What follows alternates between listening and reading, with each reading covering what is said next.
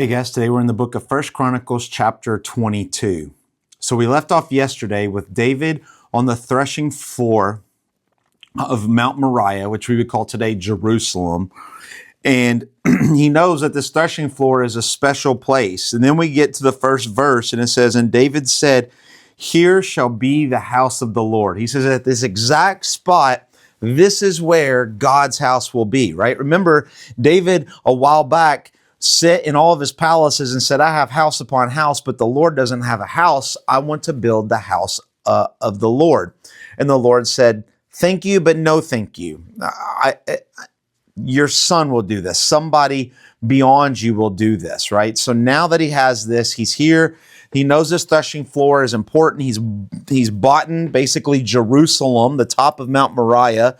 And now this is the place where he's going to do it. And so what happens? So through this, seeing the angel of sacrificing to God, atoning for his sins right here in Jerusalem, and he says, I'm going to build the house of the Lord. It says, David commanded together the resident aliens who were in the land of Israel, right? These were slaves from other countries. We find out in Kings there are about 70,000 of them. He gets them together and starts getting material together. We see he gets cedars from Lebanon, right? The quantities of cedar to David. And he said, for David said to Solomon, his son, he said, Solomon, my son, is young and inexperienced, and the house that is to be built for the Lord must be exceedingly magnificent. A couple things we learned here, right? Even now, as David's doing this, he realizes Solomon is young and inexperienced. But even a little bit later, after David passes and Solomon becomes the new king, he still knows that he is young and inexperienced. And this is why he asked the Lord for wisdom. And the Lord granted him wisdom in order to not only lead his people, but to build his house, to build the temple, and lots of reasons. And so here, we see his inexperience, but that's the reason that Solomon asked for the wisdom, because he was young and inexperienced. And then we also see that the temple is supposed to be exceedingly magnificent. That was the whole point of the temple, that there's nothing like it. It's a one-of-a-kind thing, not just a normal temple. There was lots of temples. You think of Egypt, you think of the Canaanites, you think of the Perizzites, even the Jebusites here in Jerusalem, you think of the Hittites and the Canaanites and the Machilites. All these people had tons of temples and places that they worship, but the temple of the Lord was to be something that was completely different. It was to be exceedingly magnificent. And so what happens? David prepares for that. He gets everything together. Though the Lord said he can't build it, he does pull everything together. And so, therefore, David makes preparation for it. He called for Solomon, his son, and he charged him to build a house for the Lord. Notice this is he charged him. This is this is what you're going to do. This is what God has called you to do. You're going to build this temple, this house of the Lord.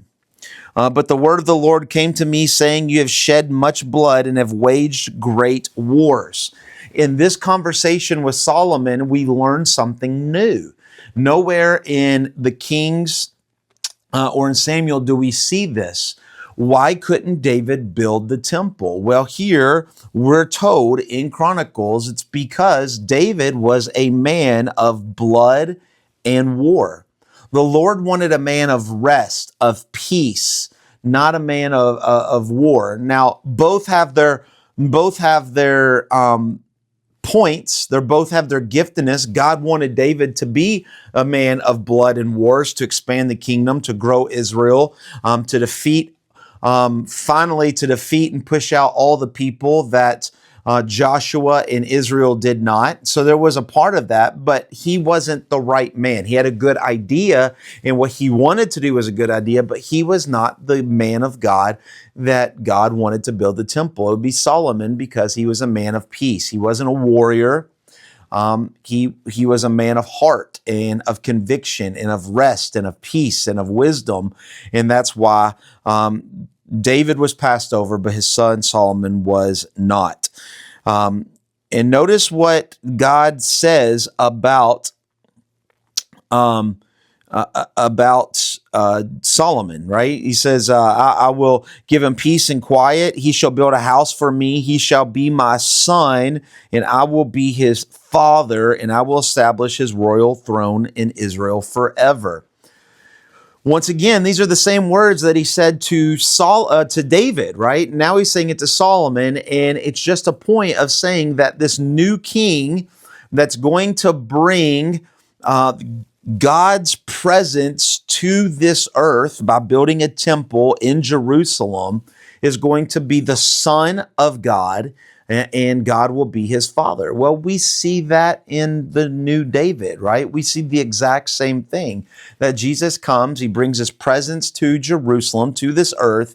And why? Because he is God's son and God is his father. And so it's not just talking about a relationship between God and Solomon, but it is also talking about a relationship of the new Solomon or the new David and God.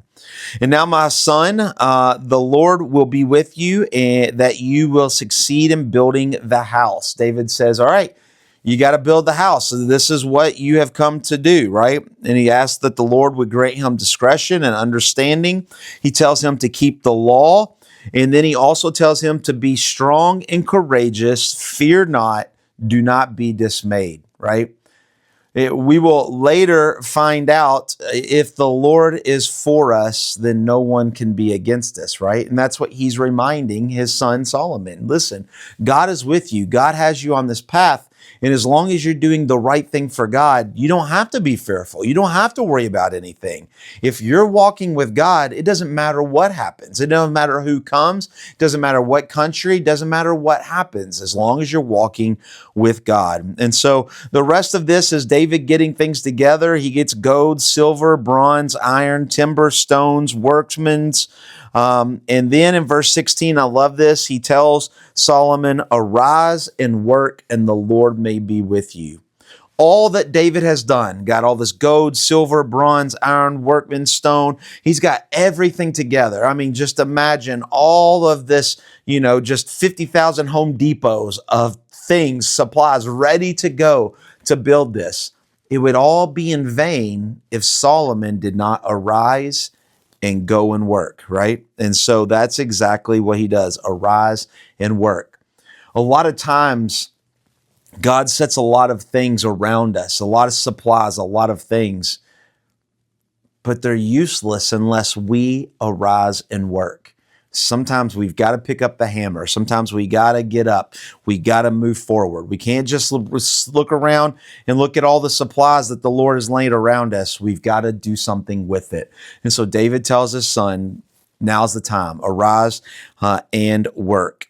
And he finally tells him, verse 19, set your mind and your heart to seek the Lord your God. Once again, if you're focused on God, nothing else matters. Hope that makes sense. Just an encouraging word to a group of people who are rebuilding the temple, rebuilding Jerusalem, as they're looking for this new David. He's going to be a man of peace, a man of rest, a man of discretion. He's not going to fear. He's had all the surprise. He's a man that's going to work himself, right? Not tell people to do it. He's going to arise and work and get the job done, which is all exactly what Jesus came and he did. Hope that makes sense, and we'll see you tomorrow in chapter 23. God bless.